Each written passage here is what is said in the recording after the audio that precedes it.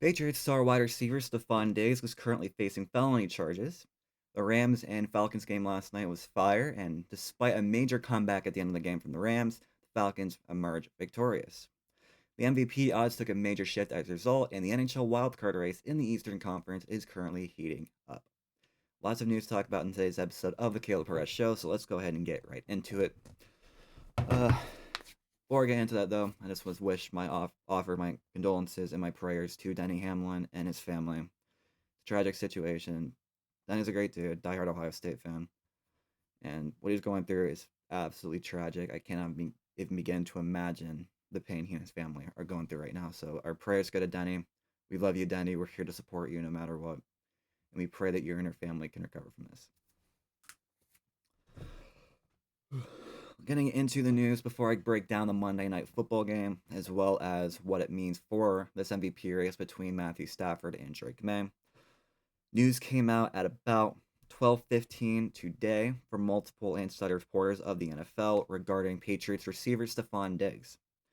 I have a Matt Rice article currently pulled up on ESPN, which talks about what is going on. I'm going to read the article for you, give a little bit of insight into it. I'm not going to go too crazy into details because obviously with this coming out really just now, I haven't had a full chance to do a big investigation and get more details on what is really happening right now. This does cover a lot though, so I'll talk about it now. But I imagine that if Diggs does get suspended or maybe even arrested, I will be making a video about this in the future, so be on the lookout for that. So, let's get into the article. So, New England Patriots wide receiver Stefon Diggs is facing a felony charge for strangulation and a misdemeanor charge of assault from an alleged incident on December 2nd of this season. A motion hearing took place at 11 a.m. on Tuesday at the Denham, Massachusetts District Court. WCVB TV reports that a judge is deciding whether to impound the court documents ahead of Diggs' arraignment on January 23rd, which is the Friday or a day or two before the AFC Championship game. The New England Patriots are aware of the accusations that have been made regarding Stefon Diggs. Stefon has informed the organization that he categorically denies the allegations. We support Stefon, the Patriots said in a statement. We will continue to gather information and will cooperate fully with the appropriate authorities and the NFL as necessary. Out of respect for all parties involved, and given that this is an ongoing legal matter, we will have no further comments at this time. Diggs' attorney Dave Myers said in a statement that the allegations are unsustained.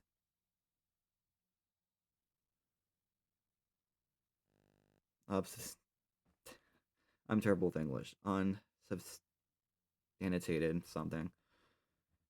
Stefon Diggs categorically denies these allegations. They are something uncorroborated and were never investigated because they did not occur. The timing and motivation for making the allegations is crystal clear. They are the direct result of an employee-employer financial dispute that was not resolved to the employee's satisfaction. Stefon looks forward to establishing the truth in a court of law, Myers said. According to the Boston Globe, Diggs' lawyer Michael R. DiStefano said there would be substantial risk of widespread publicity that could taint the case without keeping all the details sealed. Diggs' defense team said it is working on a monetary resolution to the incident, according to the Globe. We are aware of the matter and have been in contact with the club, the NFL said in a statement. We have no further comment at this time. Diggs, 32, leads the Patriots with 82 receptions for 970 yards with 4 touchdowns on the season. The Patriots, 13-3, have their final regular season game on Sunday against the Miami Dolphins, and then will be in the AFC playoffs. And while this part wasn't mentioned in the article, to my knowledge, I could be wrong. The Patriots do still have a chance at the number 1 seed in the AFC, so there's another team on the side. That's weird. My initial thoughts are this is really bad timing. For the sake of Stefon, in the case of Stefon Diggs and the Patriots, of course, the playoffs. The last week of the regular season is this week, with the playoffs coming right around the corner. Patriots have high aspirations. The Patriots are a team that firmly believes that they're not only going to be good in the playoffs, they believe they can win a Super Bowl this year. And this is definitely, it's an interesting time for all this to come out. to the point of Stefon's legal team. That being said, could Stefon have done something wrong? Absolutely. Stefon could be guilty of every charge he's being brought up on right now. He is being arraigned on the 23rd of January. That comes just a couple days before the AFC Championship game. And if the Patriots, if their aspirations are true and they make the AFC Championship game, they're going to be without their star wide receiver. And what's so damning about all this, Stefon's a leader on that team. And I'm not just saying that because he's one of their best players. I'm saying that because, like, in the locker room, he really stepped up his role this year and took a really big role in leadership. And for all this to happen about Diggs right now, it's a bad situation, just top to bottom. If Stefon's guilty, he deserves to face punishment for the crimes he committed. If he's not guilty, then, I mean, it's so convenient this is happening now, right before the playoffs begin. The most important week of an NFL player's life before the Super Bowl. But like I said, I don't know too many details on this just now. Me reading that article was really the first time I had a chance to really look into the matter. As things goes on and more details come out, I will make another video, most likely covering Stefon, what he's facing with charges, and what it can mean for the future of not just Stefon, not just the Patriots, but the NFL as well. Because this is any legal matter regarding a player affects the NFL as a whole. And now, the Patriots team had so much positivity about them going into the season, throughout the season, being on the verge of the playoffs, maybe making the number 1 seed, how all this comes out. So, this is definitely going to hamper them. But, that's a story for later time. Yet again, I will make another video, most likely covering Stefon and what the allegations are. Once we learn more details about it, I just simply don't know about it. Enough about it now. But, moving on. Monday Night Football from last night, as you can see. Falcons took down the Rams 27-24.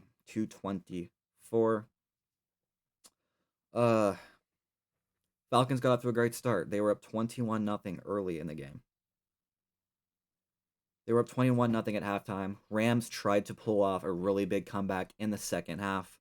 Unfortunately for the Rams, their ambitions fell short. They fell short to the Falcons by 3 points after a game-winning field goal by Zane Gonzalez.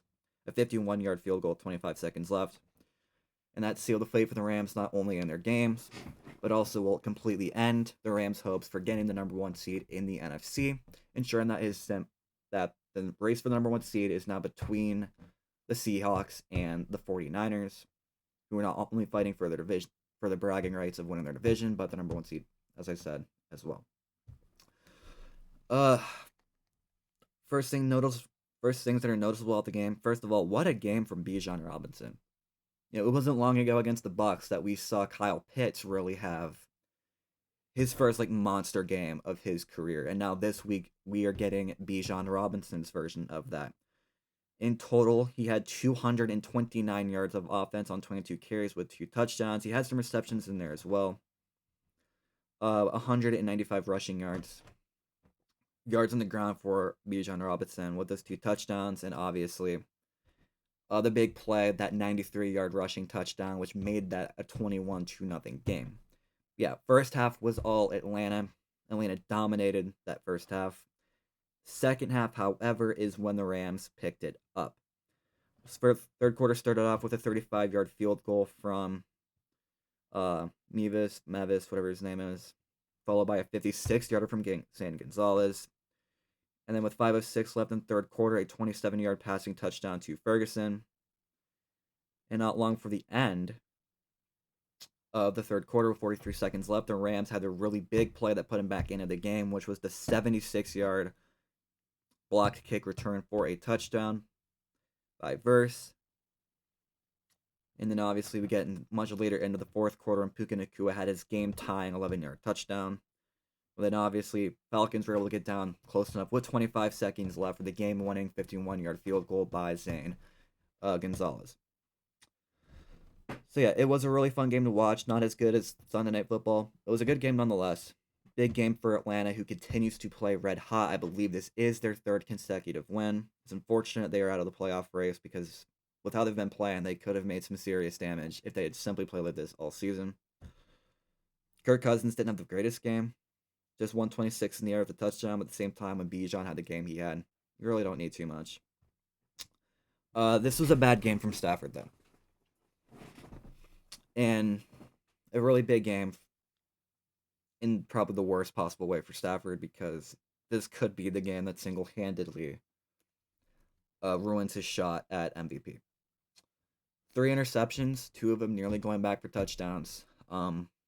Yeah, all around this, he picked it up in the second half, but that first half for Stafford was rough.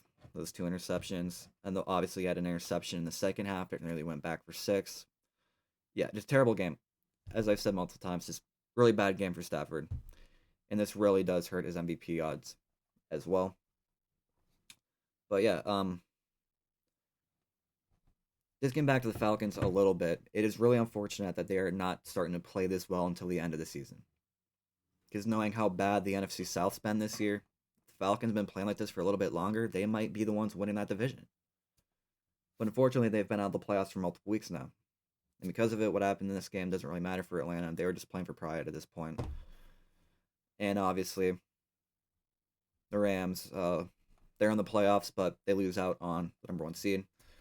But really, if Atlanta had been playing like this all year long, who knows how good they could have been this season. But it's all for waste. I just feel like with the Falcons, the last few seasons have been the exact same story. That this was the year they were going to get it together. They start off the season terribly, miss the playoffs because of it, and then play somewhat well at the end of the season to give fans hope for what's going to happen in the next.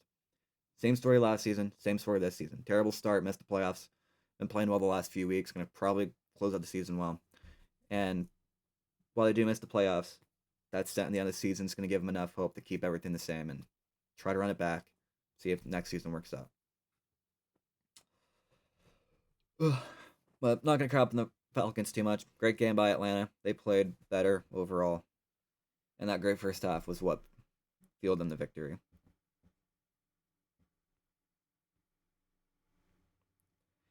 And, it wasn't long ago when they put a really big damper on Tampa Bay's playoff hopes. And now they put a damper on the Rams' hopes of the number 1 seed. As I said, Rams are out of the number 1 seed. Falcons will conclude their season next Sunday against New Orleans and Atlanta. I could see them winning that game, so it looks like the Falcons are ending the season 8-9. And yeah. So moving on from Monday Night Football into my next segment, which is NFL MVP. As of right now, the top 2 favorites for NFL MVP are currently Drake May and Matthew Stafford. I think Drake May is at minus 300 or 400 right now, and that Stafford is plus 300 to 400. So it was a lot closer last night. And now, purely because of this really bad performance by Matthew Stafford, it looks like he might be losing out on the MVP. Just to look forward into next week, though.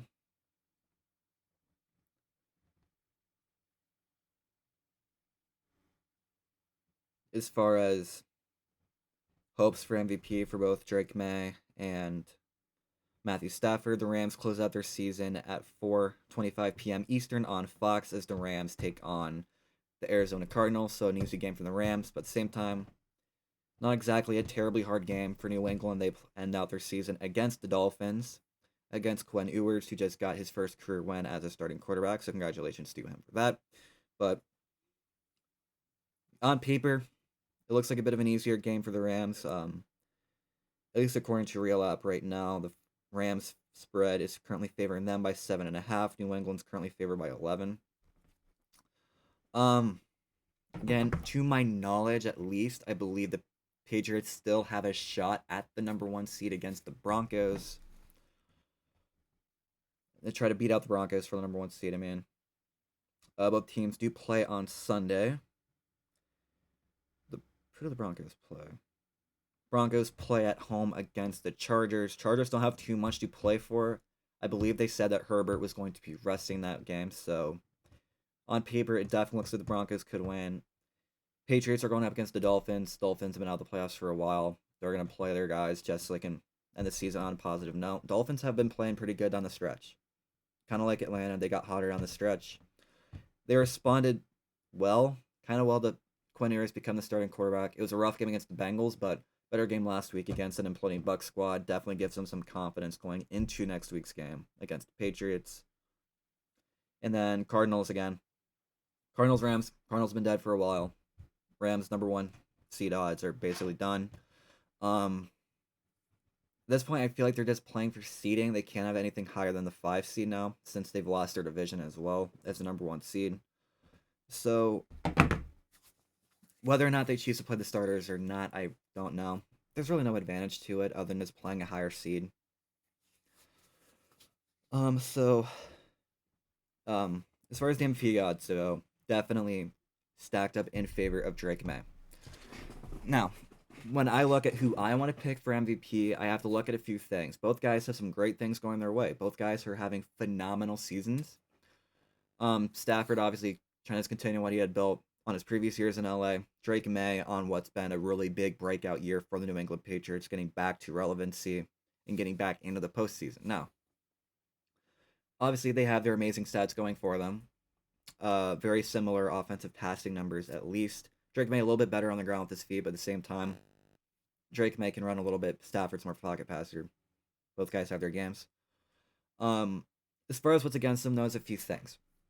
When you look at what Drake May has had, sure, he's had a really good team. They've played great all year round.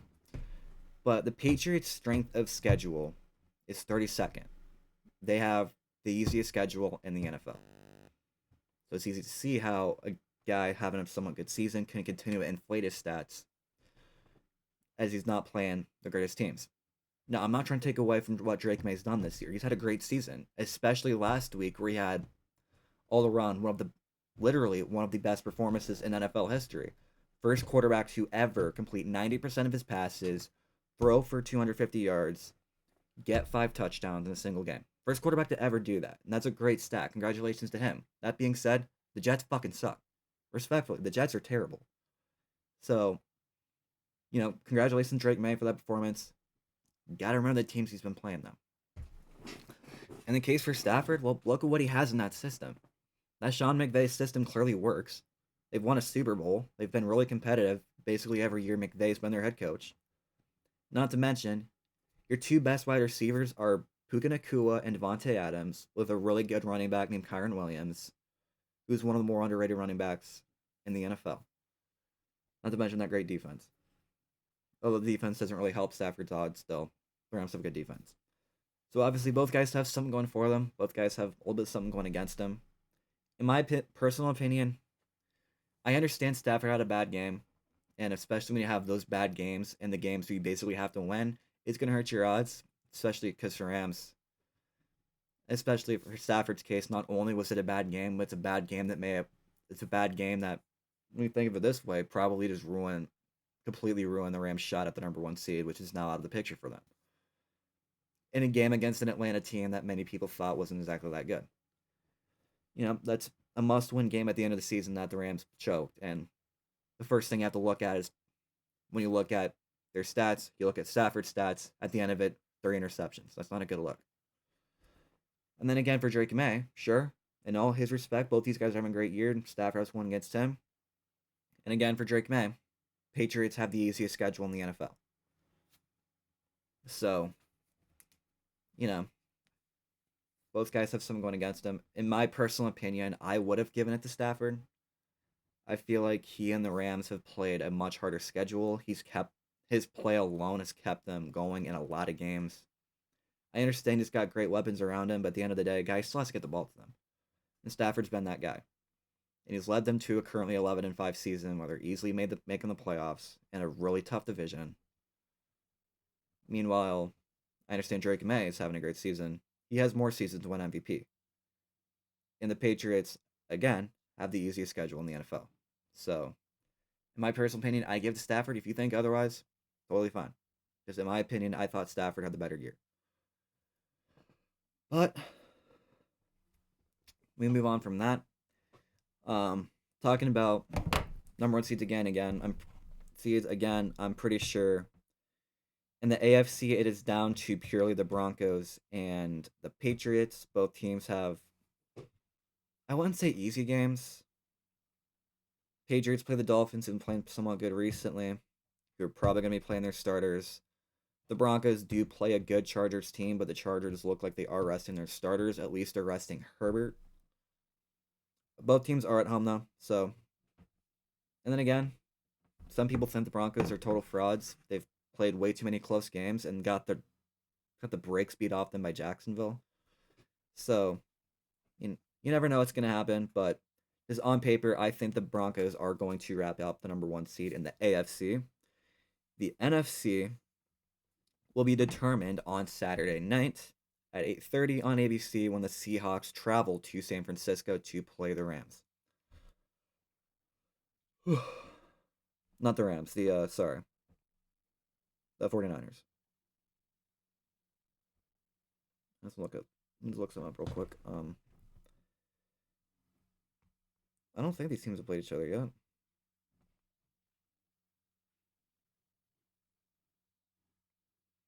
No, they absolutely have. Hang on one second.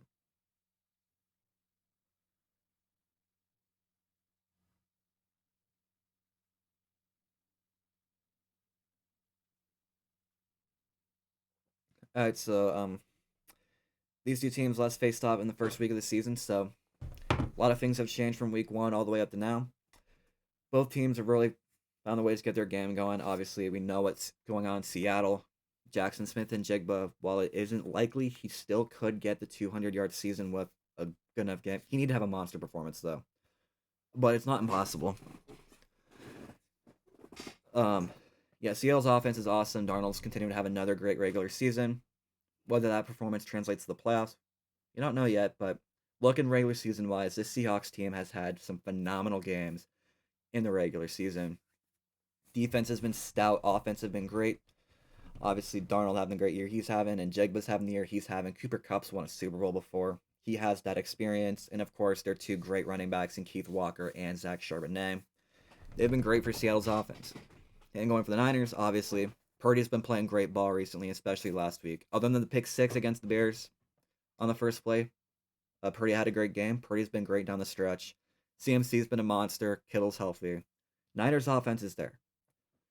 Now, my biggest concern for the Niners in this game is their defense. Their defense is still quite beaten up, obviously, with Warner and Bosa out for the season. But still, the Niners, they beat the Seahawks in Seattle. And again, I understand a lot of things have changed since then. But the Niners have home field advantage this time. Game is in San Francisco. So, home field advantage to the Niners. Skill advantage, in my opinion, as far as who's the healthiest, who's going to have the better team on paper right now, is Seahawks. I do think the Rams are going to play a great game, though. Not the Rams. The Niners, they're going to play a great game. They're going to play tough. After all, this is a team who's gone through a lot this season. All those key injuries. Kittle was out for a bit. Purdy was out for a bit. Bosa and Warner are both out for the season.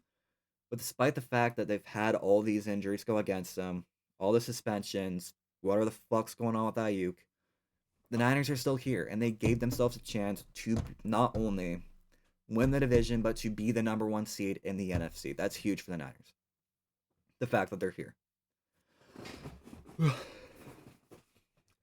Yeah, Shanahan does not get enough credit. And I feel like Coach of the Year for the most part of the last few years is basically then, were you Oss the year before, and if so, how bad were you compared to what you were now? Which is why we're so often seeing guys like Cohen, guys like Liam Cohen, guys like Ben Johnson, guys like Mike Vrabel, who are currently the 3 favorites for Coach of the Year. Shanahan does not get enough credit, dude. Niners had a rough year last year, too. Yet here they are contending for the number 1 seed this season, recovering from that rough season, and still going through another year this year where they've been injured to hell and back. Now, again, he does not get enough credit for that. But as far as my pick for the number seed in the NFC goes, I'm going to lead towards Seattle. I just feel like eventually, I'll give credit to the Niners despite all what they've gone through injury-wise off the field. The fact they're still here is great. With that being said, Seattle's healthier. All of Seattle's guys are playing.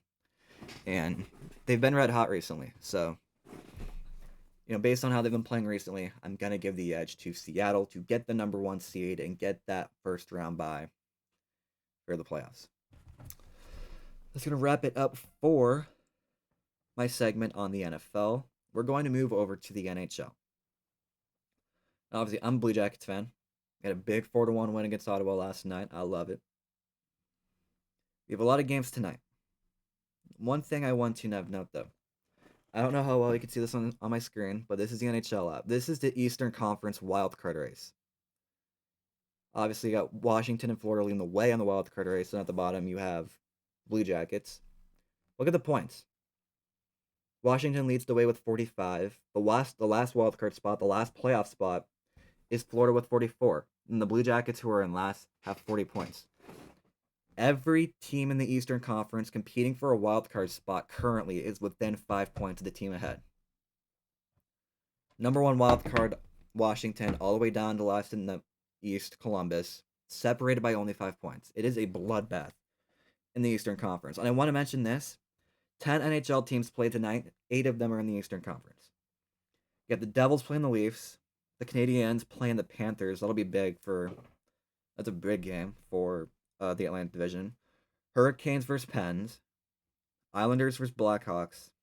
And then Flyers versus Vancouver. So, it's a big game for the Eastern Conference tonight. So many teams play. Now, obviously, I guess the NHL, things are always changing, but it's a big night for the Eastern Conference tonight, and an Eastern Conference wildcard race that has been a bloodbath all year. So really, biggest disadvantage is the Rangers. They've played 41 games, more than any team in the Eastern Conference, and yet they're still out of the playoffs. While so many teams ahead of them and behind them have games in hand. Big disadvantage to the Rangers, but other than that, you cannot count any team out of this Eastern Conference wildcard race. I remember after the first 3 games in the season when people were saying that Buffalo was on pace to be one of the worst teams in the NHL. Yet Buffalo is currently even with Florida on points, tied for the last wildcard spot. Florida has the advantage, but it has tiebreaker rights, but Buffalo's been playing great hockey recently. And this is not long after we were saying that Buffalo was going to compete for the first overall pick.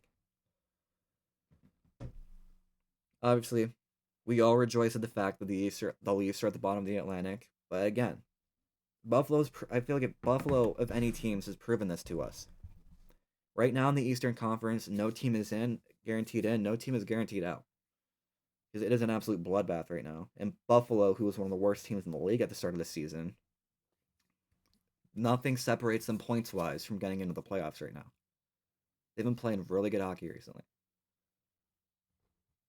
But I mentioned that because while it is close now, we are about to turn the calendar over from the 2025 side to 2026. And once we get into 2026, that's when things are going to really heat up. So it is unfortunate that football season's almost over. Quarterfinals for the college football playoffs start tomorrow. That's crazy to say this tomorrow. But yeah, quarterfinals for the college football playoffs start tomorrow. I'm going to put that in a separate video because I feel like that needs its own attention. And obviously, this weekend is the last week of the NFL regular season. I know. Sadness, but hey, listen, folks, we only got a few more weeks of football left. It's going to be sad when it's gone.